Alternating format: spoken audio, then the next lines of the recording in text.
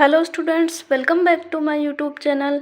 आज के लेक्चर में हम देखेंगे शॉर्ट नोट्स। चैप्टर है हमारा केमिस्ट्री का फर्स्ट चैप्टर है, जिसका नाम है रसायन विज्ञान की मोल अवधारणा, या फिर जिसे बोलते हैं मोल कॉन्सेप्ट। तो इसके अंदर मैंने शॉर्ट नोट्स बनाए हैं जिससे आप डायरेक्ट ऐसे न्यूमेरिकल लगा सको, और इससे ज़्यादातर न्यूमेरिकल वाइज ही क्वेश्चन पुटअप होते हैं फिजिकल केमिस्ट्री से। तो चलिए स्टार्ट करते हैं। पहला है योगात्मक भौतिक गुण, यानी द्रव्यमान, आयतन, बल, क्षेत्रफल, ऊर्जा, ये सब आते हैं। तो योगात्मक भौतिक गुण है जिनको जोड़ा जा सकता है, इसमें आएंगे द्रव्यमान, आयतन, बल, क्षेत्रफल, ऊर्जा। फिर है अयोगात्मक भौतिक गुण जिनको जोड़ नहीं सकते, तो ये इसमें आते हैं तापमान, दाब, सांद्रता, घनत्व है। हो गया, बहुत ईजी सा है। फिर इसमें परमाणु भार निकालते हैं हम। परमाणु भार होता है न्यूट्रॉन और प्रोटॉन की संख्या को जोड़ देंगे तो परमाणु भार आ जाएगा। सोडियम का यहाँ पे 23 होता है, अलग अलग कार्बन का अलग अलग परमाणु का अलग अलग होता है। अब अणुभार क्या होता है? अणुभार का मतलब है कि इसके अंदर बहुत सारे परमाणु है, तो इन सब के भार को अगर जोड़ देंगे तो वो हो जाएगा अणुभार। तो यहाँ पे कार्बन 2 है, तो कार्बन 2 का मतलब कार्बन 12 को 2 से गुना कर देंगे। हाइड्रोजन यहाँ पे 6 है, तो 6 को हाइड्रोजन 1 से गुना कर देंगे। फिर यहाँ पे ऑक्सीजन 1 है, तो ऑक्सीजन को 16 से 1 को यहाँ से 16 से गुना कर देंगे, तो यहाँ पे 46 यूनिफाइड आएगा। ये है इसका अणुभार। यहाँ पे हाइड्रोजन, सल्फर, ऑक्सीजन और कार्बन का ये जो परमाणु भार है वो लिखा हुआ है। परमाणु भार जोड़ेंगे तो अणु भार आएगा। फिर आता है इसमें एक क्वेश्चन आता है न्यूमेरिकल टाइप में कि प्रतिशत संगठन कैसे निकालते हैं, जिसको बोलते हैं, या फिर आ सकता है कि भार प्रतिशत निकालो।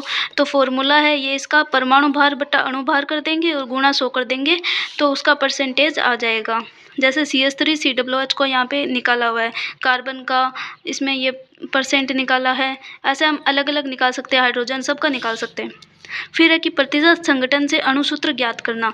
ये प्रतिशत संगठन निकाल लिया। अब इससे है कि ये वाला फॉर्मूला वापस कैसे ज्ञात करेंगे, तो पहले इसकी यूनिट निकाली जाती है। ये सब आपको सीक्वेंस पता होगा, आप न्यूमेरिकल करते हो तो उसमें इस टाइप से ही होता है। फिर उसका सरल अनुपात से मूलानुपाती सूत्र निकालते हैं, फिर EFM निकालते हैं, फिर उसके यहाँ से मोल निकल जाते हैं। फिर उसको हम यहाँ पे EF से इसका जो यहाँ पे आता है EFM उससे गुना कर देंगे।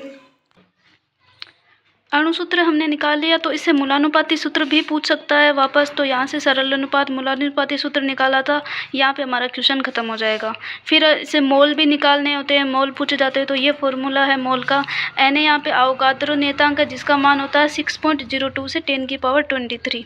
फिर अगर यहाँ पे कंडीशन आती है कि अगर गैसीय अवस्था है तो उसके लिए यहाँ पे STP या ATP के ऊपर 22.4 × N लीटर वो मान्य आएगा अगर आयतन निकालेंगे। तो अगर यहाँ पे STP ये भी लिखा हो तो ये सूत्र प्रयोग करेंगे। अगर 0 डिग्री सेंटीग्रेड 1 atm होगा तो आयतन के लिए ये वाला सूत्र प्रयोग करेंगे। और अगर यहाँ पे 0 डिग्री सेंटीग्रेड और 1 बार होगा तो यहाँ पे आयतन के लिए 22.7 × N वाला फॉर्मूला काम में लेंगे। इसके बाद में परमाणुकता भी पूछी जाती है, जिसमें N बराबर N/Na अवोगाद्रो संख्या भी बताई थी मैंने, अवोगाद्रो नियतांक। N यहाँ पे कणों की संख्या है और ये भी फॉर्मूला है इसके। फिर है कि रस समीकरण मिति, स्टोक्योमेट्री। स्टोक्योमेट्री का मतलब है कि इसमें हम सीमांत अभिकर्मक निकालते हैं और उत्पाद की मात्रा, शेष मात्रा कितनी बची, कितनी आवश्यक थी, वो सब निकालते हैं। तो यहाँ पे मान लो ये रिएक्शन है, यहाँ पे A, B और ये स्मॉल वाले लिखे, ये सारे इसमें रस समीकरण मिति गुणांक है। अब सीमांत अभिकर्मक निकालने के लिए यहाँ पे एक्सटेंट निकालते हैं दोनों का, यानी इसके लिए मोल लिख दिए और इसके नीचे इसका जो रस समीकरण मिति गुणांक था ये लिख दिया।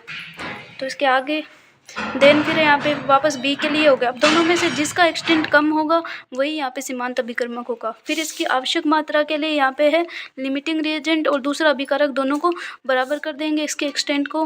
फिर यहाँ से इस प्रकार से ये NB वाला यहाँ पे जो आएगा दूसरा अभिकारक, उसका ये यहाँ पे आवश्यक मात्रा आ जाएगी। फिर इसमें शेष मात्रा निकालने के लिए यहाँ पे जो बचा हुआ था ये यहाँ पे निकला था, टोटल के अंदर से जो यहाँ पे ये वाला आया था इसको निकाल देंगे तो ये आ जाएगा रिएक्टिंग वाला आंसर आ गया। अगर उसको यहाँ पे भार में चाहिए ग्राम में तो ये इस फॉर्मूले से आएगा, अगर उसके अणु पूछेंगे तो इस फॉर्मूले से आएगा। फिर अगर उत्पाद की शेष मात्रा पूछ जाती है, उत्पाद की मात्रा, तो इसमें भी लिमिटिंग रिएजेंट के सामने एक्सटेंट लगा देते हैं प्रोडक्ट का। फिर यहाँ पे इसके मोल दोनों के लिखेंगे, नीचे रस समीकरण मिति नियतांक आ जाएगा। फिर यहाँ पे ये वाला जो है इसका पूरे मान अपने पास होंगे और ये यहाँ पे आ जाएगा। फिर बाहर में ऐसे निकाल सकते हैं संख्या, अणु पूछे तो ये वाला फॉर्मूला। देन आते हैं इसमें सांद्रता पद यानी मोलरता ये सारे फॉर्मूले दिए गए, इनको आप ध्यान में रखना, सारे इंपॉर्टेंट है। तो सारे फॉर्मूले हैं, ये मोल प्रपाज के हो गए, ये घनत्व का हो गया। अगर इस फॉर्मूले में यहाँ पे आयतन है, टेम्परेचर, तो वो होगा टेम्परेचर डिपेंडेंट, मतलब वो ताप पे निर्भर कर रहा है। तो सांद्रता पद के फॉर्मूला फिर से देख लो सारे। फिर यहाँ पे कुछ महत्वपूर्ण संबंध दिए गए हैं, जैसे मोलरता और मोललता के अंदर ये फॉर्मूले याद रखने। डायरेक्ट ऐसा पूछा जाता है कि कौन सा फॉर्मूला गलत है, कौन सा सही है, तो सारे संबंध ये याद रख लो, इनसे क्वेश्चन भी आते हैं न्यूमेरिकल टाइप के। देन मोलरता और मोल प्रपाज ये यहाँ पे सबसे ज़्यादा इंपॉर्टेंट है। 4 इसके फॉर्मूला है, चारों को चेंज कर करके लिखा एक फॉर्मूले से। फिर है कि H2O2 के विलयन की आयतन साम्यता पूछी जाती है। तो फॉर्मूला इसका है, अगर मोलरता होगी तो ये फॉर्मूला, अगर नॉर्मलता होगी तो ये वाला फॉर्मूला। 5.6 से गुना करना, यहाँ पे 11.2 से गुना करना। फिर रसायन योग के नियम आते हैं, जिसमें द्रव्यमान संरक्षण का नियम, यानी अभिकारक से उत्पाद बनता है तो दोनों साइड में द्रव्यमान होगा वो बराबर होगा। तो इसका एक कंसेप्ट ये भी है कि अगर रासायनिक समीकरण होता है उसको बैलेंस इसलिए ही करते हैं क्योंकि हमें द्रव्यमान संरक्षण नियम का पालन करना है, क्योंकि दोनों साइड में द्रव्यमान बराबर होना चाहिए। फिर है कि जो नाभिकीय अभिक्रिया होती है उनमें द्रव्यमान संरक्षण के नियम का पालन नहीं होता है। देन है गुणित अनुपात का नियम। इसका मतलब है कि यहाँ पे कौन सा युग्म इस नियम का पालन करता है, ये क्वेश्चन पूछा जाएगा। फिर अगर 2 तत्व है या फिर 2 से अधिक तत्व है, वो एक यौगिक बना रहे हैं, जैसे कार्बन और ऑक्सीजन, यहाँ पे दोनों कार्बन और ऑक्सीजन से मिलकर बना है। यहाँ पे सल्फर और ऑक्सीजन के दोनों यौगिक है, यहाँ पे नाइट्रोजन और ऑक्सीजन के दोनों यौगिक है। तो ये गुणित अनुपात का नियम हो गया। फिर है व्युत्क्रम अनुपात का नियम, ये लास्ट है। इसका मतलब है कि कौन सा युग्म है वो पालन करता है। तो अगर वो यहाँ पे 3 तत्व होते हैं, कार्बन, ऑक्सीजन और हाइड्रोजन, तो तीनों तत्व अगर दोनों के ये वाले मिलकर ये बना दिया, फिर ये वाले मिलकर ये बना दिया, फिर ये वाले मिलकर ये बना दिया, इस प्रकार से ही तीनों होने चाहिए। तो ये व्युत्क्रम अनुपात का नियम पालन करता है। अगर यहाँ पे दूसरा आ गया, कोई भी नाइट्रोजन आ गया लेकिन यहाँ पे नाइट्रोजन नहीं है, तो ये नहीं करेगा। Okay, bye.